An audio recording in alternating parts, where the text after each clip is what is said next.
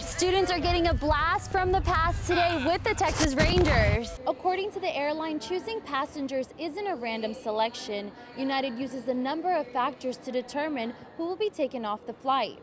The family never gave up hope that they would find his body. And in December, after almost 51 years, they got a call. A positive identification was made by a tooth found at the crash site. The study says that the corridor between Airport Boulevard and East Slaughter Lane is the 6th most congested road in the country. Drivers on this stretch spend over 63 hours a year on the road during their afternoon commute. $1.5 billion have been cut from Travis County, but a Texas state representative is thinking outside the box and giving Austin a chance to help. The odds are that SB4 will end up on the governor's desk for his signature, but protesters of this event stress that the fight does not end there.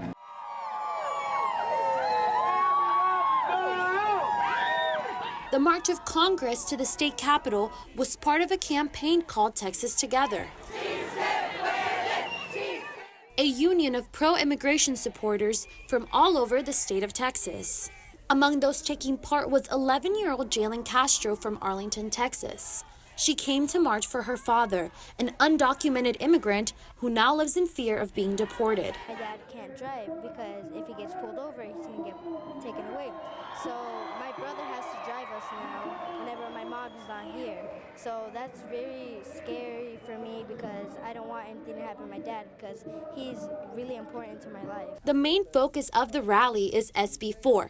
The legislation, which cleared in Senate and is pending in the House, would outlaw sanctuary city policies in Texas. This bill would also allow for the prosecution of public officials who refuse to enforce federal immigration laws. Organizers admit the current fight is a distraction from efforts to achieve immigration reforms. They lose hope in their society, so that's why they want to come here.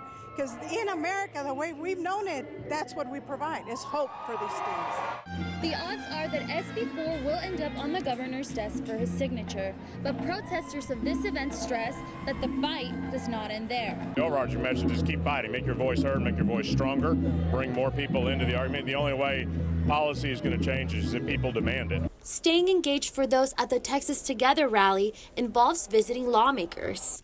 Each visitor had a different voice, but each had a similar plea to that of Jalen Castro. This is why it's called the land of the free and the home of the brave. That's why most people come over here to be free. They don't want to be captivated. At the state capitol, Loana Solis, Fox 7 News.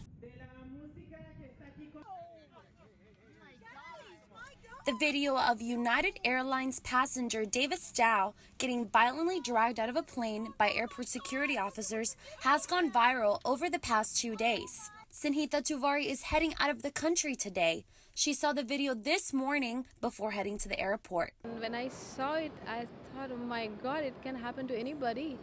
And I could see the faces of co-passengers, and they were horrified. Sunday, in a United flight leaving Chicago and heading to Kentucky, passengers were asked to voluntarily give up their spots for crew members who needed to get on the overbooked flight. An involuntary denial boarding process began when not enough people volunteered. I do fly a lot in regards to my job. A lot of flights are overbooked, and it's, totally understanding flight attendants and crew have to get to specific locations. But I just think in general, it's just, there's a certain fairness to us as consumers of being honest about, why flights are delayed or whatever it may be. Or asking voluntary people to leave. It's not easy. People have places to go and people to see.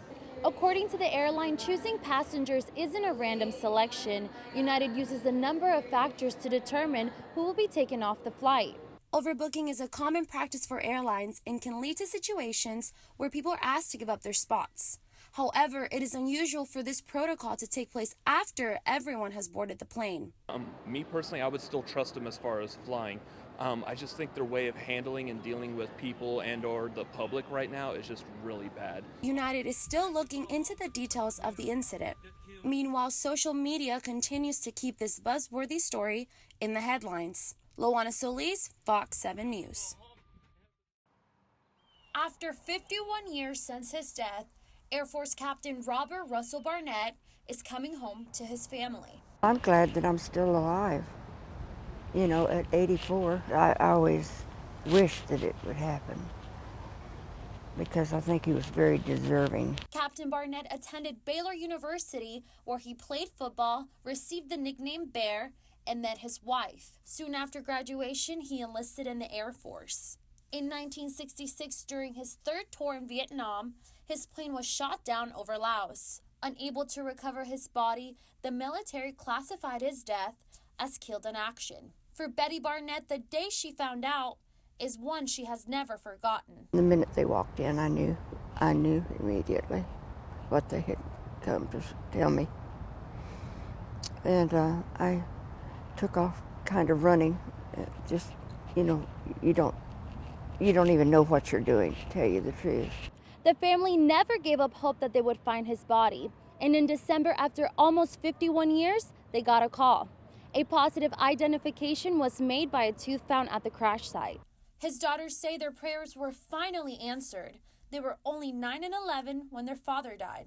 I have a card where I, told him how much I missed him, and that I would see him again someday. Tuesday morning was a special moment for the family.